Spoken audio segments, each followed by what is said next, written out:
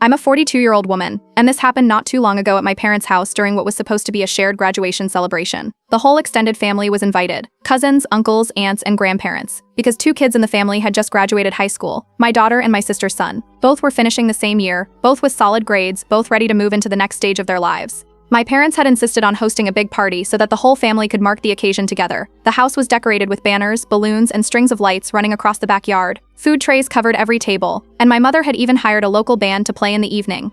People milled about, catching up with relatives they hadn't seen in a while, and for the first hour, it really did feel like a happy occasion. Then my father called everyone outside, saying it was time for the big surprise. All the guests filed out onto the driveway. Sitting there with a giant red bow on the hood was a brand new car. It gleamed under the afternoon sun, the paint so fresh it looked like it had just been polished. My nephew stood front and center as my father dangled the keys in his hand and made a show of the presentation. The crowd clapped, phones came out to record the moment, and everyone shouted their congratulations. People joked about who would get the first ride, where he would drive on his first road trip, and how lucky he was to start adulthood with his own car. I watched my daughter standing off to the side. She had been waiting with a smile, expecting that the surprise would be for both graduates. Instead, she stayed still, waiting for someone to call her name, waiting for something that never came. The cheering went on as my nephew sat in the driver's seat and revved the engine, the sound echoing through the neighborhood. My mother wiped away fake tears, saying how proud she was, while the family crowded around to take photos with him in the car. After the excitement settled a little, my father handed me a plain white envelope. I already knew what was inside because I had seen my mother preparing it earlier in the week. My daughter opened it in front of everyone and pulled out a generic gift card. No wrapping, no ribbon, just a rectangle of plastic. The silence around her lasted only a second before people turned back toward my nephew and the car, making comments like, "Oh, cars are just more practical for boys," and "She'll understand. She's a girl. She doesn't need one right now." My daughter pushed the envelope back into her pocket and forced a small smile. No one cheered for her, no one clapped. She stepped back while others looked away, pretending not to notice her embarrassment. The difference between the grand ceremony and her quiet dismissal couldn't have been clearer. I stood there and listened as relatives kept complimenting the gift. They talked about how generous my parents were, how smart it was to give a car, how this would set my nephew up for success. Every word felt like another jab, not because I wanted a car for my daughter, but because of the sheer imbalance. I noticed how she held herself tighter, her shoulders drawn in, and I knew the sting of being overlooked in front of so many people would stay with her. Still, I didn't raise my voice or confront anyone right then. Instead, I surprised everyone by stepping forward with a smile and saying how wonderful the car looked. I complimented the color, the shine, even the bow. The crowd seemed relieved that I wasn't angry, and several people nodded as if everything had been settled. They thought the moment of tension had passed, but I had already started thinking about what would come next. While everyone was still crowded around the car, I clapped my hands and suggested that we should celebrate the new ride with a family road trip. I said it would be the perfect way to break in the car, that we could make a weekend of it, driving through scenic routes and visiting landmarks. The idea caught on instantly. People shouted their agreement, saying it sounded fun and adventurous. My nephew grinned from ear to ear, already imagining himself at the wheel, showing off his car on the open road. No one suspected that I had something else in mind. On the outside, it looked like a generous idea, a way to share in the joy of the gift. But inside, I was already planning every detail. If my daughter was going to be humiliated in front of the entire family, then the family was going to get a taste of what favoritism really looked like. Not in an argument, not in a fight, but in a way they would remember for a long time. I let the party continue without further interruption. The band played, the food was served, and the adults drank wine while the kids laughed together. Every time I caught sight of my daughter, I noticed the way she carried herself differently that evening, smiling politely, but with an edge of sadness that she couldn't quite hide. Every time my nephew boasted about his car, I made a mental note. By the time the night ended, and people began to leave, the plan was firmly planted in my mind. The road trip would happen. The car would be the centerpiece, just as my parents had intended. But by the end of it, everyone who had cheered for the car and ignored my daughter's graduation would see what it felt like when the scales tipped the other way. It wasn't about revenge for the sake of revenge. It was about balance, about teaching them through experience what words could never explain. They had chosen their grand gesture, their show of favoritism. I would choose mine, carefully disguised as a celebration, so that every mile, every stop, every detail would make them think twice the next time they tried to dismiss my child. That night, as I drove my daughter home, she leaned against the window quietly. I didn't say anything. I didn't need to. I already knew how this story would continue, and I was determined to see it through. Plans moved fast after the party. A group chat filled with relatives started buzzing the next morning with routes, photos of roadside attractions, and jokes about who snores the loudest. My parents offered a list of places they had always wanted to see but never made time for. My sister added souvenir stops and a Lakeview motel she remembered from years ago. I wrote a clean itinerary and a packing checklist and shared a map with pins for fuel, food, and bathrooms. The plan covered 3 days out and 2 days back, with 2 overnight stays in different towns and a final night closer to home. I added backup hotels in case anything fell through. Everyone reacted with thumbs up and hearts. No one asked to change anything. No one offered to manage logistics. I typed that I would handle the routes, lodging, and meals, and the chat went quiet except for more emojis of cars and fireworks. On the morning we left, the driveway looked like a small parade lineup. Coolers, duffel bags, camera bags, folding chairs, and a stack of board games waited by the steps. The new car sat in the center spot with the bow removed, and the paint still shining. People took new photos in daylight before the dust of the road hit. I parked my SUV at the curb with a clean interior, toolkit, jumper cables, and 2 full water jugs tucked into the back. My daughter loaded our snacks into a lidded box, wraps, fruit cups, granola bars, and small cartons of juice. I handed her a second box with paper plates and utensils. She buckled a blanket to the headrest for a quick reach later. Someone shouted that the new car should lead. No one disagreed. My nephew slid behind the wheel with a grin while his parents settled in next to him. Others split between cars. I stayed in the middle of the convoy so I could watch how the group moved. The first hour was smooth. The weather was bright with a light breeze. Playlists jumped from old rock to pop to a road trip mix someone had downloaded. The new car kept a steady speed. Drivers waved at each other at long lights. People in the back seats leaned out of windows for photos at the city limit sign. Before the trip, I had picked the roads marked scenic on the map, the ones with river bends, farm fences, and small bridges. Roads that look pretty on postcards but make a driver pay attention. The lanes narrowed, the shoulders disappeared, and the curves came closer together. The line of cars stretched and closed again as slower tractors and delivery vans forced us into short passes. The new car hesitated on a steep hill, then recovered. The second hill came longer, with a heavy grade and a caution sign about engine strain. Praise for the car continued on the group chat, little messages popping up about how well it handled and how soft the seats were. We reached the third incline just as the sun warmed the pavement. The new car's brake lights flashed, then its turn signal blinked. It rolled to the shoulder with the hood slightly puffed. Not a dramatic cloud, just that hotter shimmer that means something under the hood is not happy. The convoy peeled off behind it. My sister opened the passenger door and waved her hand in front of the grill like she could feel the heat. My nephew got out and looked down at the pavement as if the road had caused the issue. A few drivers walked up with bottled water and suggestions that sounded helpful and did nothing. I popped the rear hatch of my SUV and brought out the water jugs and a folded reflective mat I keep for roadside stops. I set the mat under the new car's hood latch so tools and caps would not touch the dirt. We waited with the engine off. No one wanted to call a tow truck on the first morning. A delivery driver slowed and asked if we needed help. We waved him on. The sun climbed higher, the hot smell drifted, and the new car's shine started to look like a mirror in an oven. To keep things moving, I said we would swap vehicles for the next stretch and let the new car cool. I moved people into my SUV and into the third car in our group. Bags shifted, feet crowded, seat belts clicked. Spirits stayed light. Someone said it was a new car quirk. Another relative called it breaking in. A cousin climbed into the back row of my SUV with board games balanced on his knees and made a joke about building a fort out of card boxes. Laughter rose, and the trip carried on. Traffic thickened around a small town that advertises itself as a historic stop. My schedule had us arriving at a fish place by the river for lunch, but the scenic roads and the hill delay ate the extra time I had padded in. We still tried. The fish place had a chalkboard sign on the sidewalk. Lunch served until 2 o'clock. We pulled up at 2:15. Chairs were already flipped onto tables inside. A staff member shook a head and pointed toward the posted hours. The next spot, a family diner, had a handwritten note taped to the door about a staffing shortage and an early close. People checked their phones for fast options. The nearest big chain sat across town with a 15-car drive-through line and a note on the app about longer wait times. I opened the back of my SUV and lifted the lidded box into the shade of a maple tree by the parking lot. My daughter handed out wraps and fruit cups to me and herself. I poured us juice and tucked the empty cartons back into a small trash bag. Others scattered to a gas station on the corner and came back with paper sacks of chips and warm sandwiches pressed flat under bottled teas. No one complained directly. A few jokes circled about adventure dining. The group returned to cars with less chatter than before. The route after lunch wound along a river where the guardrail had gaps that revealed steep slopes down to water. The view was good. The driving asked for focus. The new car rejoined the line behind us after sitting out for an hour. At the next pullout, a rest area with a map board and 2 vending machines, I walked to the board and tilted my sunglasses up to read distances. A thin blue line marked a route to a waterfall overlook. A small legend under it noted that the road was paved but narrow and not recommended for large vehicles. I pointed at the map, mentioned how close it was, and said we should add it. No one reached for a calendar or a watch. The chorus was that I was in charge of the itinerary, so we followed the blue line. The turn toward the waterfall came after a 1-lane bridge with yield signs at both ends. The road was paved, yes, but the kind of paved that shows every patch and crack like a topographic map. The shoulder was a hard drop into brush. The last mile climbed clockwise up a ridge with blind curves. Cars moved like beads on a string, one at a time around each corner. The overlook, when we reached it, was a semicircle of gravel with a low fence and a view worth a postcard. White water falling in steps into a pool that flashed silver, even in daylight. People took photos and video and tried to get the whole drop into one frame. A breeze came off the spray, carrying damp air across the overlook and lifting hair at the edges. The detour added time. The sun moved west faster than the cars moved south. I sent a quick note to the motel about our late arrival.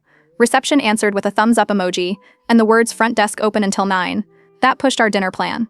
I kept us on the route with fewer towns and longer stretches of empty. The new car tried to pass once on a short straight and ducked back as a truck crested the hill ahead. Group chat went quiet, everyone focused on keeping pace. We reached the motel exit at 8:40, and the desk was open, but the restaurant next door had a chalkboard out front that read, "Closed, private event." The second choice across the highway was still lit, but had a hostess stand with a sign that read, "Kitchen closes at 9. The wait list showed 20 minutes. I checked the time, shook my head, and said we should grab something quick at the convenience store and meet by the picnic tables in the motel courtyard. The store offered a small hot case with corn dogs turning under a heat lamp, packaged salads with tomorrow's date, and microwave burritos in the freezer. The others filled baskets and made the best of it. My daughter and I sat on a bench under a courtyard light, ate the last of our wraps, and split a small bag of almonds. Back in the rooms, the air unit in one window clicked on and off with a whine every few minutes. The television remote in another room needed batteries. The ice machine near the stairwell rattled like it had a loose bolt. People posted photos from the waterfall anyway. A cousin sent a selfie from the picnic table with a soda can balanced on a knee and a caption about 5-star dining. Laughter returned in small bursts, then faded again. Morning came with the smell of coffee from the lobby and the sound of luggage wheels hitting the concrete walkway. I met everyone at the cars with a folded tourist brochure and tapped the box listing top 5 local landmarks. I pointed to the number 2 spot, a small fort museum on a back road past an old mill, and called it a must-see. The map showed it 20 miles off the main route and up a side road that the brochure called charming. A few people rubbed their eyes. My nephew stretched and glanced at his car as if checking whether it would behave. I said the museum would make the trip feel like a real journey and not just driving. The detour added hours. The side road to the mill ran along a ridge with posted speed limits that dipped to 15 miles per hour in curves.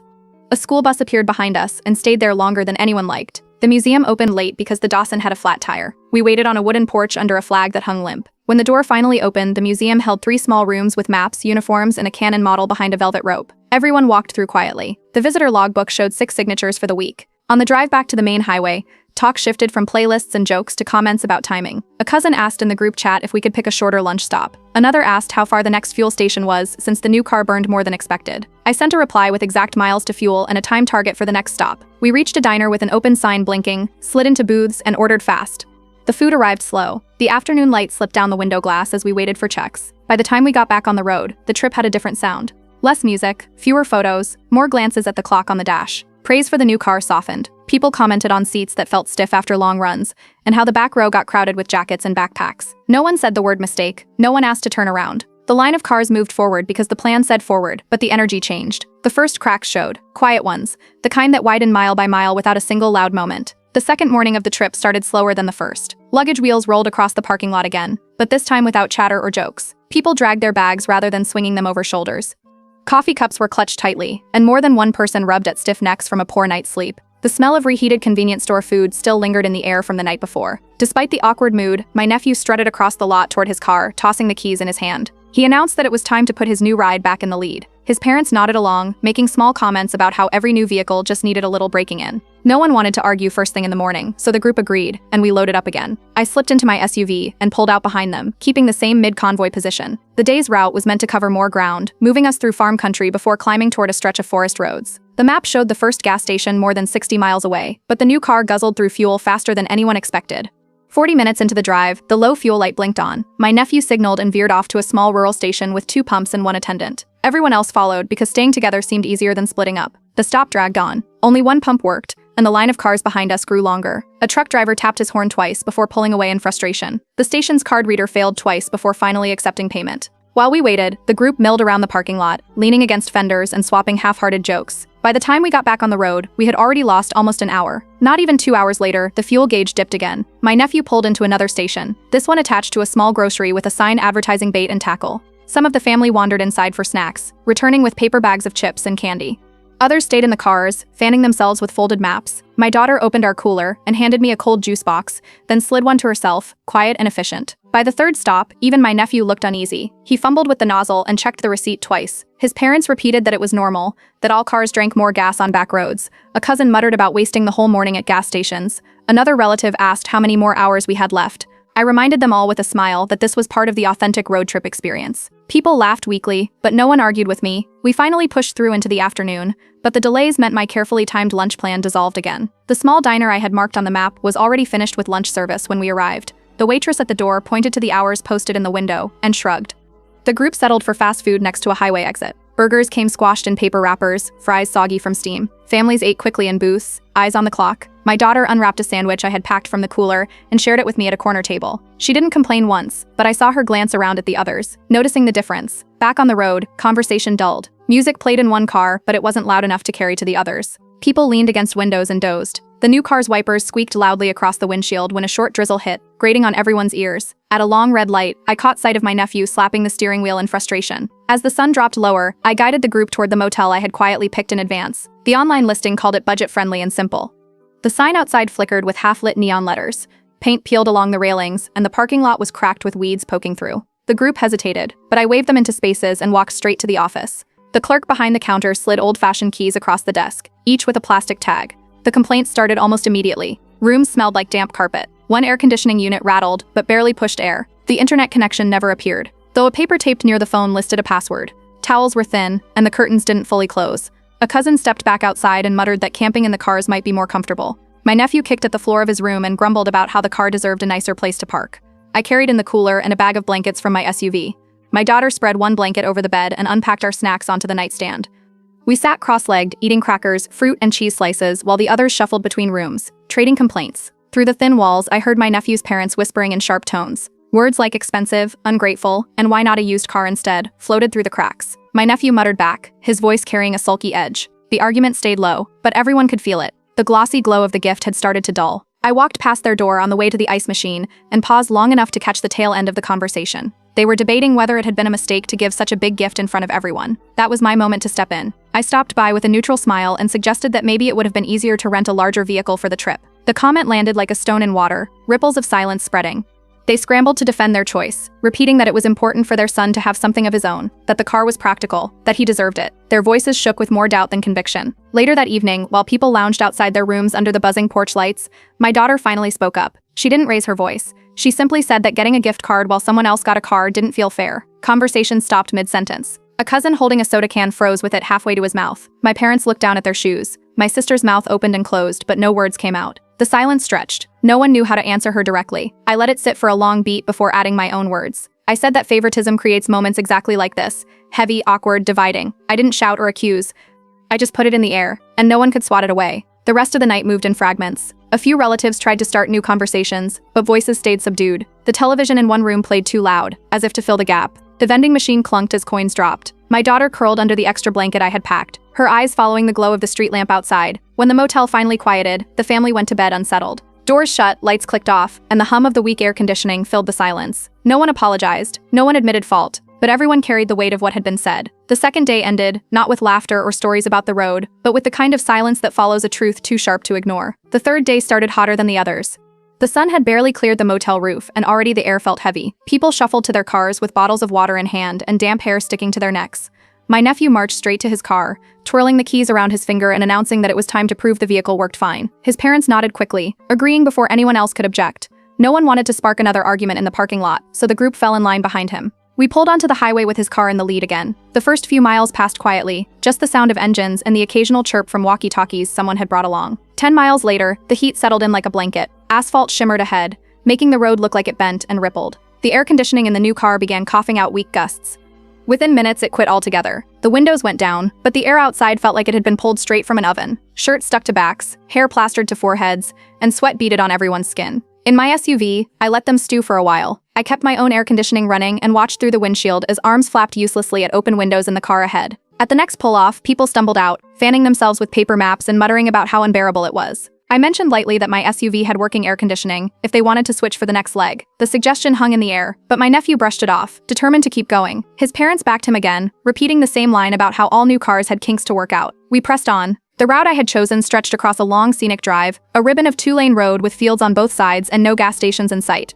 I had checked in advance. The new car guzzled through fuel faster in the heat, and soon the low fuel light flickered on again. Nervous glances passed between my nephew and his parents, but no stations appeared. I eased my SUV closer and motioned to the shoulder. We pulled over, dust curling around our tires. I opened the back of my SUV and pulled out the spare cans I had packed before we left. The smell of gasoline hit the air as I unscrewed the caps. My nephew crouched awkwardly, holding the funnel while his father steadied the can. People gathered around, shading their eyes from the sun, watching as if the act itself might spark. Once the car had enough to move on, I slid the empty can back into my hatch and shut it neatly. A few relatives praised my foresight, calling it clever and prepared. But even then, they clung to the idea that the car was still a wonderful gift.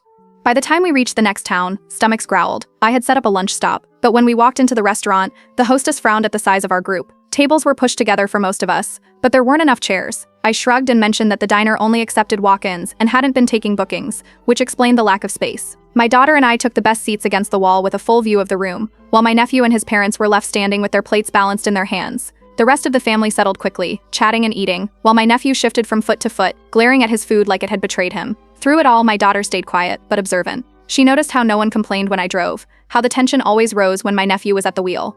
She ate slowly, enjoying the seat she had been given. I caught her eye once, and she glanced at her cousin's parents standing awkwardly with their plates. She didn't say a word, but she didn't need to. After lunch, the clouds rolled in. A sudden storm darkened the sky and rain splattered across windshields. The new car's wipers screeched loudly against the glass, a shrill sound that made everyone wince. I kept my own wipers steady, gliding smoothly across the windshield. At the next service station, I suggested that maybe it would be wise to leave the car at a local mechanic for a quick checkup. My nephew protested at first, but his parents glanced at the sky and finally agreed. The mechanic promised to take a look and waved us off, saying it would take a few hours. That left us with only my SUV for the rest of the day. Space was tight, luggage shifted under feet, elbows knocked together, and seatbelts cut across hips at uncomfortable angles. My nephew grumbled the loudest, complaining about being squished. When I organized the seating, I accidentally placed my daughter in the most comfortable spot, the passenger seat with legroom and a full view, while my nephew ended up crammed in the middle of the back row between two cousins. His knees bumped against the seat in front of him every time we hit a bump. The drive dragged on, rain pattering against the roof, the smell of damp clothes filling the air. Conversations thinned. My daughter leaned back, her blanket draped across her lap, while my nephew shifted endlessly in his seat. His parents whispered in low voices, trying to smooth things over, but the atmosphere remained heavy. By nightfall, the mood had soured completely. We pulled into another motel, this one with peeling paint and buzzing lights. People shuffled inside without their earlier energy, dragging bags and muttering under their breath.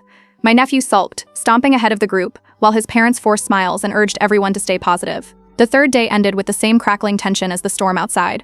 My daughter stretched out comfortably in her bed, eating a granola bar from the stash I had packed, while I heard my nephew's muffled complaints through the wall. His parents tried to keep the peace, whispering about how the trip was still meant to be fun. But no one in the family missed how quickly the balance had shifted, how the car that was supposed to be the crown jewel of the celebration had turned into a burden, dragging everyone down. The lesson was building, mile by mile, without a single loud explosion, just slow, steady pressure, until the cracks could no longer be ignored.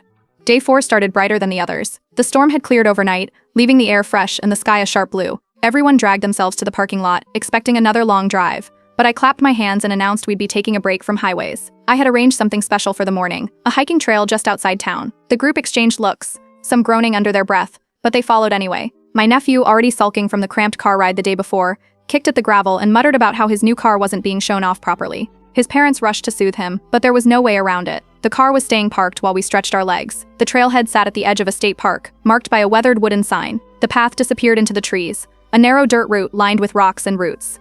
I handed my daughter a wide-brimmed hat and a bottle of water from my pack. She pulled them on with a grin, ready to go. The others looked down at their flip-flops, plastic sandals, and empty hands with less enthusiasm. My nephew groaned as soon as the incline started. Within 10 minutes, he was dragging his feet, complaining about blisters, while my daughter kept an easy pace right beside me. Every switchback revealed another stretch of uphill climb. My daughter powered ahead, stepping carefully but confidently. The nephew stumbled, asking for breaks every few minutes. His parents called out excuses for him. Too hot, too many rocks, shoes not broken in. I raised my voice enough for everyone to hear, praising my daughter's endurance and pointing out how well she handled herself. People nodded, some smiling at her, others side-eyeing my nephew as he plopped onto a boulder with his arms crossed. Halfway up, I pulled another water bottle and a small pack of trail mix from my bag and handed them to my daughter. She tucked them into her pocket without fuss. The others asked if I had more, but I shook my head. They grumbled, passing around the single lukewarm bottle someone else had brought. My sister muttered something about me always being prepared. I smiled and adjusted my daughter's hat against the sun. The difference was clear, and the family saw it. I was prepared for my child. No one else had been prepared for theirs. By the time we reached the lookout point, the nephew was red-faced and breathing heavily, slumping onto a bench with his shoes off and his socks turned damp with sweat. My daughter leaned against the railing, gazing out at the view of the valley. The family clustered for photos, the nephew half hidden behind his parents while my daughter stood tall in the center. After the hike, we piled into the cars again and drove into town. At a diner along the highway, everyone slid into vinyl booths and placed orders. Plates of pancakes and burgers arrived quickly, filling the air with the smell of syrup and grease. My daughter laughed with a cousin over a shared plate of fries, joining in on inside jokes. My nephew sat hunched at the end of the booth, picking at his food, eyes darting to conversations that didn't include him. No one reached out to bring him in. The mood at the table belonged to everyone else. That evening, I guided the group to the motel I had picked. This one was smaller than the rest, a 2-story building with fewer rooms. At the desk, I accidentally booked fewer beds than we needed. When the keys were handed out, my daughter got a room with me and a proper bed to herself. My nephew ended up in a room where the only extra sleeping spot was a lumpy couch with a sagging middle cushion. His parents fussed, fluffing pillows and stacking extra blankets, but nothing fixed how uncomfortable it looked. The strain finally snapped after dinner when everyone regrouped outside by the parking lot. Someone brought up the car again, asking when it would be ready from the mechanic. My nephew's parents launched into another defense, calling it a practical gift, insisting it made sense, repeating how it would set him up for adulthood. Voices grew sharper as others raised eyebrows, shifting uncomfortably. I spoke up calmly, reminding them that practicality doesn't excuse unfairness. A car might be useful, but so was recognizing both children equally. The air turned heavy. My daughter, who had been quiet until then, lifted her head and spoke again. She said the gift card felt thoughtless compared to the car.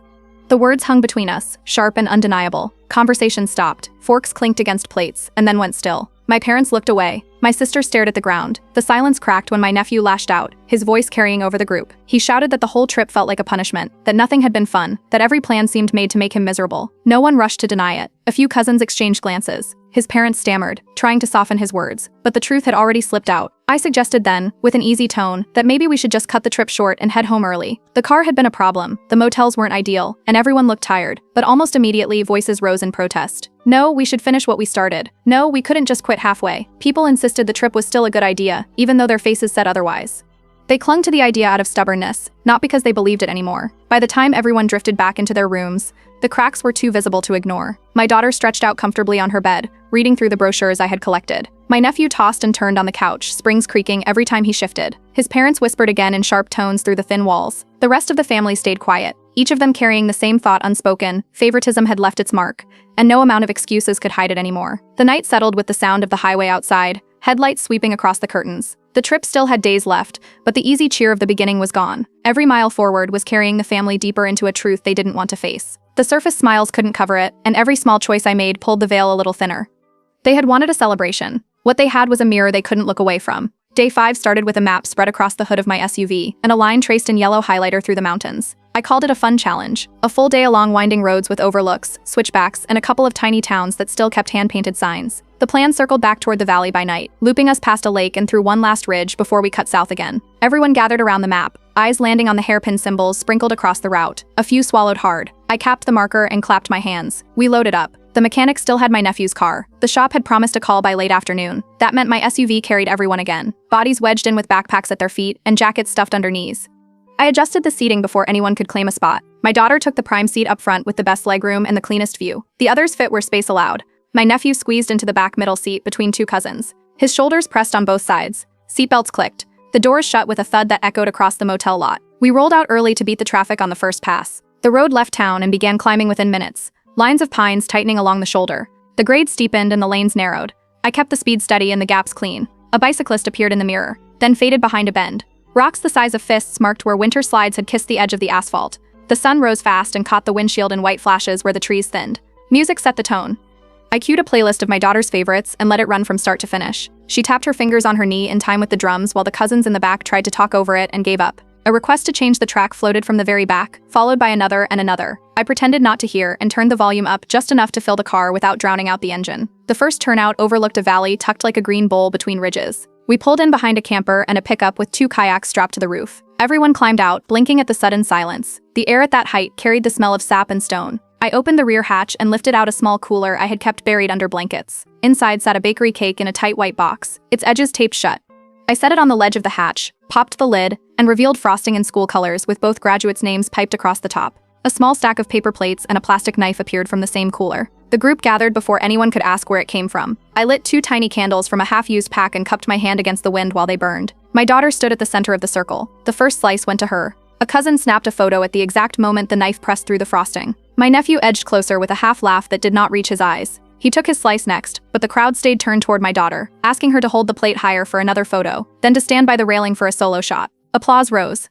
My nephew's parents clapped too, exchanging short glances that gave away more than they intended. We cleaned up fast and followed the ridge to a small town whose main street had angle parking and an antique shop with a bell on the door. I steered straight to a university campus a few blocks away, the kind with red brick halls, a bell tower, and banners hanging from light poles for incoming classes. We parked by the visitor center. A student guide handed out a folded map and pointed to a self-guided path. We walked the loop across lawns trimmed in sharp lines, past a sculpture garden and the science building's glass lobby where posters advertised research projects. My daughter's name flickered on a digital board of accepted students in the atrium, part of a welcome slideshow I had arranged in advance with the admissions office. A cousin whistled low.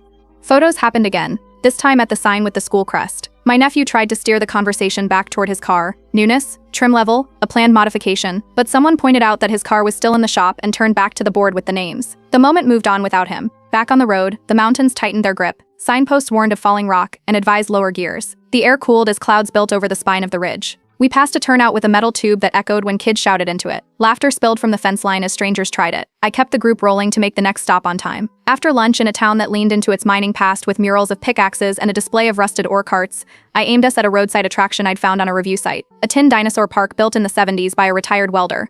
The sign out front read "Quirky Fun" in fading paint. The parking lot stretched gravelly and empty. A small booth took cash only. We walked through a squeaking turnstile into an acre of hand-cut metal creatures standing frozen on stumpy legs, each labeled with laminated cards. The metal smelled like hot pennies under the sun. Kids from another minivan ran past with paper crowns. Our group wandered the path. A cousin took a photo with a Tyrannosaurus whose jaw sagged on one side. The novelty wore out in 15 minutes. People drifted back to the gate and stood in the thin shade of a flagpole. Enthusiasm drained by inches.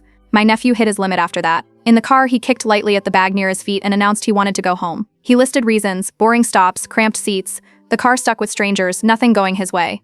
No one answered. Eyes stayed fixed on the road. He folded his arms and stared through the headrest in front of him. The mood tightened and then flattened. The lake came next, a sheet of blue behind a dam with concrete stairs leading down to a little beach. We parked and climbed out. I pulled a small kite from the trunk, the kind that assembles in 2 snaps, and handed it to my daughter. The wind off the water was perfect. The kite climbed fast on the first run. A couple of kids nearby cheered. The string hummed as she let it out in long loops. When it dipped, she guided it back up with a clean tug. The others watched with soft smiles that did not reach their eyes. My nephew's parents shifted from foot to foot, glancing at the time, not sure where to rest their gaze. As we packed the kite away, my daughter leaned closer and thanked me in a voice so low it barely registered above the breeze. No grand moment, just a small line of words meant for 2 people. She folded the kite, tucked it under her arm, and carried it back without another sound. The mechanic called as the sun slid behind the ridge. The message came through: the car needed parts they did not have on hand until morning. Another night without it. I relayed the update while keeping the steering straight through the next narrow pass. My nephew's parents went quiet. Their hands tightened around their phones. We rolled into the night's motel after dark. A yellow sign flickered above the office door. The owner slid keys through a gap in plexiglass and pushed a local restaurant flyer across the counter. A chilly draft threaded through the hallway. In the rooms, the heaters clicked on and then off, then on again, blowing air that never warmed. Thermostats turned up and down did nothing. I opened my SUV and pulled out 2 thick blankets I had kept in a sealed bag. My daughter spread one on her bed and handed the other to me. We locked the door and tucked in. In the rooms next door, the temperature never climbed. Voices floated through the walls about draft stoppers and spare towels stuffed under doors. A cousin knocked lightly to ask if we had extra blankets. I shook my head with an apologetic look and pointed to the front desk where a hand-printed note already declared, "No extra blankets available." People layered on coats, hoodies, and whatever they could find in suitcases. The air conditioner's ghost hum stayed in the vents even with the switch flipped to heat. By midnight, the parking lot had quieted. Breath showed faintly when someone stepped out for a phone call. My daughter slept with her blanket pulled to her chin, the room calm and still. Through the thin curtains, a passing truck sent light sliding across the ceiling in slow stripes. Somewhere down the hall, a door opened and closed as someone tried the vending machine. The heater rattled and fell silent again. The day had held a cake on a mountain, a campus tour with her name in lights, a dinosaur park past its prime, and a cold snap that met us with bare heaters and short supplies. Every piece landed where it needed to. No big speeches, no shouting matches to carry the point. Just a pattern that repeated until it could not be mistaken. Each choice sat exactly where the balance had been off. The family saw it even if they refused to say it. The night pressed on, thin and cold for most, warm enough for 2. In the morning, the road would still be there, and so would the lesson, waiting for the next set of miles.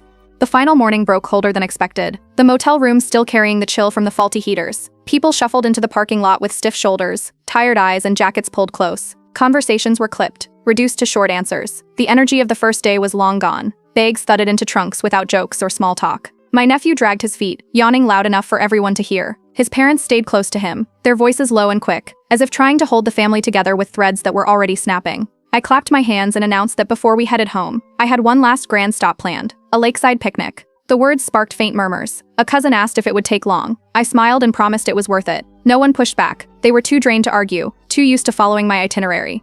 We loaded into my SUV for the last time. The mechanic still hadn't finished with the car, and the call confirming that it needed another day came just as we pulled out. My nephew scowled and shoved his phone back into his pocket. I kept the music tuned to my daughter's playlist. Her songs filled the car, rising and falling in rhythm with the winding road. My nephew made half-hearted requests to change it, but I didn't reach for the controls. The cousins in the back gave up and leaned against the windows, watching the trees blur past. My daughter hummed along quietly, the sound threading through the silence. The lake appeared suddenly between breaks in the trees, a wide stretch of water catching the morning light. We rolled into the picnic area, and before anyone could ask how, everything was already waiting. Days earlier, I had called a friend who lived nearby and arranged it. A long table stood under a wooden shelter, covered with a red and white checkered cloth. Coolers sat in the shade. Plates, cups, and folded napkins were stacked neatly at one end. The air smelled faintly of grilled chicken, fresh fruit, and baked bread. As everyone approached, my daughter spotted her favorite foods immediately, her preferred sandwiches, the fruit she loved, even the cookies she always reached for first. The table was built for her, every detail in place. My nephew's parents scanned the spread, realizing nothing catered to their son's tastes. The discomfort showed in their eyes before they quickly masked it with polite smiles. Family members picked up plates, trying to carry on as if nothing was unusual, but the contrast was impossible to ignore. My daughter sat at the head of the table without being told, food arranged neatly in front of her. My nephew hovered near the middle, silent, his parents close on either side.